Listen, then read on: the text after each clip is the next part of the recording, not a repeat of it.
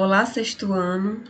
Nós vamos hoje começar a falar de frações, certo? Nós já vimos o que é MDC, MMC e tudo isso nós vamos precisar para resolver frações. Mas por enquanto a gente vai aqui saber somente o início, né? Só alguns detalhes de frações.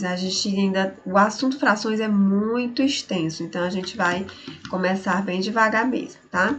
Então a gente vai ver aqui o conceito, que fração é parte ou pedaço de um inteiro, né? Eu creio que no quinto ano vocês viram, né, o que é uma fração. Aqui nós vamos ver mais detalhes, mas esse iniciozinho aqui parece muito com o que vocês já viram.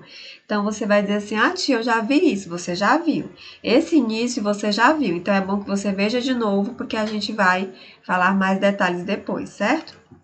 Então, aqui, definição de fração. São os numerais que representam números racionais, não negativos, são chamados de frações, e os números inteiros utilizados na fração são chamados numerador e denominador. Nós já conhecemos aqui, ó, que essa partezinha de cima é o numerador e a de baixo nós chamamos de denominador, certo? Separados por uma linha horizontal ou traço.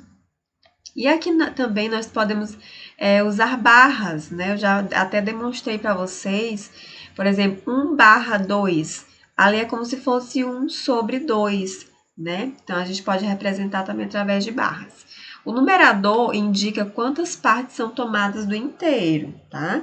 Isto é, o número inteiro que é escrito sobre o traço de fração.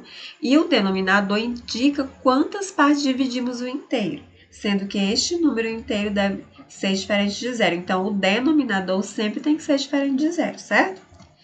Então, nós vemos o que no dia a dia de fração? Nós vemos como dividir um bolo, dividir uma pizza, né? Então, aqui, ó, numerador e denominador são os termos da fração. Por exemplo, a parte verde aqui, como é que a gente representa em forma de fração a parte pintada? 1 sobre 8, né? 1/8. E aqui a parte branca, a gente conta as partezinhas, 1, 2, 3, 4, 5, 6, 7, são 7 de 8, né? Então, 7 sobre 8, é muito importante que vocês saibam fazer isso. E aqui a gente vai aprender a ler frações. Fazer a leitura, né, das frações, nós devemos ler inicialmente o numerador. Sempre nós vemos primeiro o numerador, depois é que a gente lê o denominador. A gente está vendo aqui nas regras, por exemplo, denominador 2 nós chamamos de meio, 3, terço, né?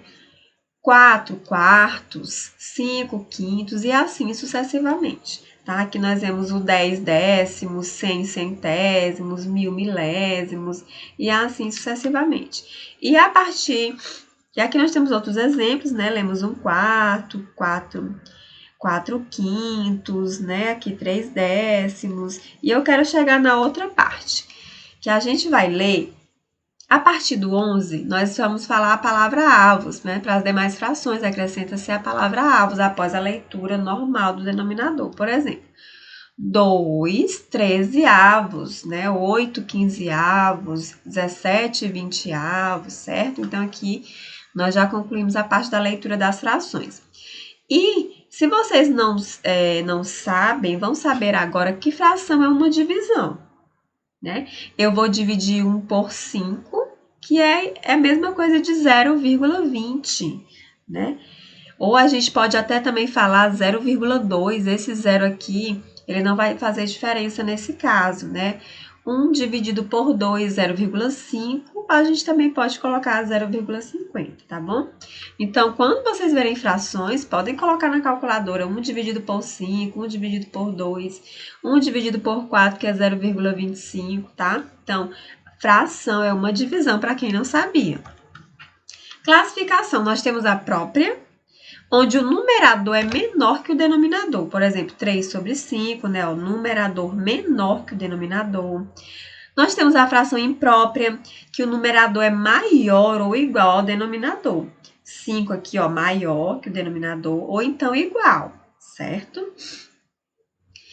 Aparente, numerador é múltiplo do denominador. Como assim? Nós já sabemos o que são os múltiplos, né? Por exemplo, o 3 aqui não é múltiplo de 6? 3 vezes 2, 6, né? Então, eles são múltiplos. Numerador é múltiplo do denominador.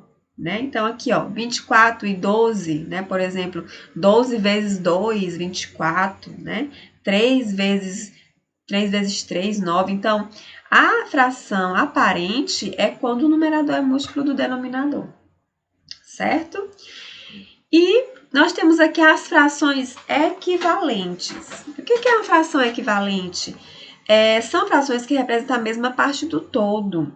Ou seja, se eu falo 1 sobre 2, essa fração 2 sobre 4 é a mesma coisa de 1 sobre 2. Como assim, tia? Por exemplo, se eu multiplicar 1 vezes 2, 2.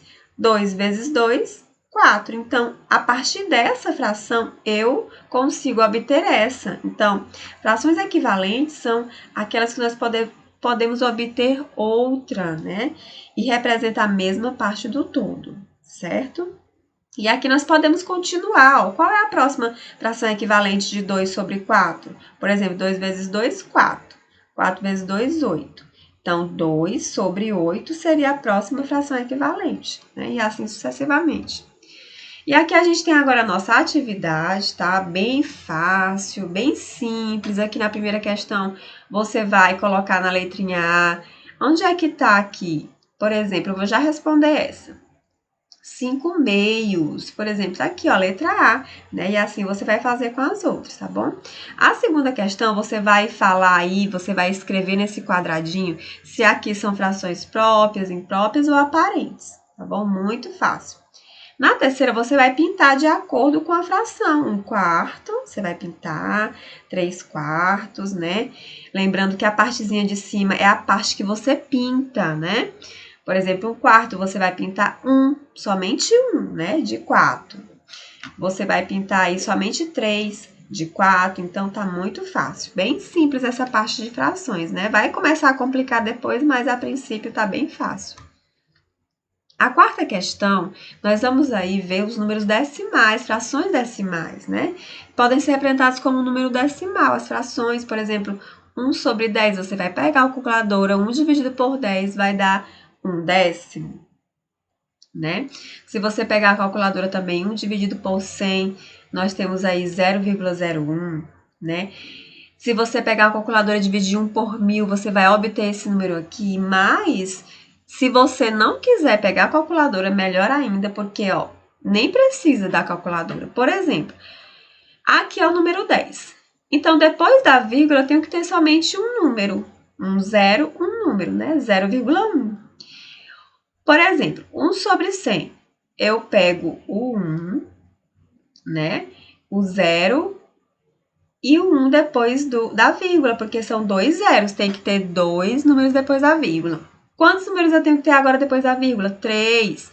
Então, 0,123. E o 1 vai ficar sempre pro finalzinho.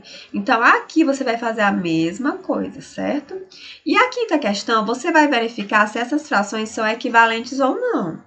Tá bom? Você vai colocar sim ou não. Por exemplo, essa letra A, 1 sobre 6, será que é equivalente a 2 sobre 14? Sim ou não?